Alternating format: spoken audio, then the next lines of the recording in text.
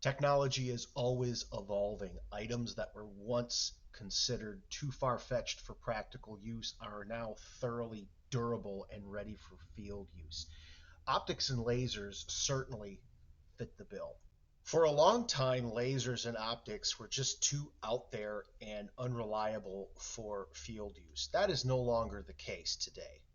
Before considering any accessory, you need to first ask if it's really worth it. Disadvantages of a laser are, well, it would take up space that might be better used with actual light. And depending on your use case, it may not offer enough of an advantage.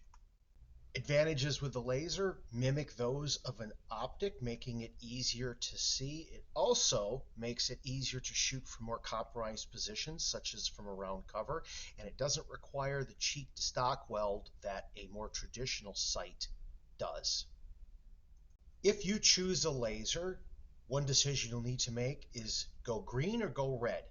Red is more common and tends to consume less battery power and is generally more affordable. Green lasers have the advantage of being better to see in brighter lighting conditions, which would be a factor if you plan to use this during bright daylight conditions as well as at night. Another big decision is how are you going to mount it? Some lasers require having an already available rail. Others can be fixed to a pre-existing shotgun.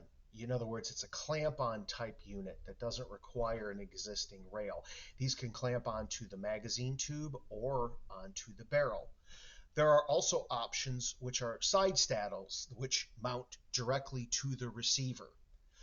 All of them have their advantages and disadvantages. It will also take into account if you have other accessories such as a light. As with every other decision with a firearm, make sure you understand how it works. Dry fire it to ensure a high level of familiarity.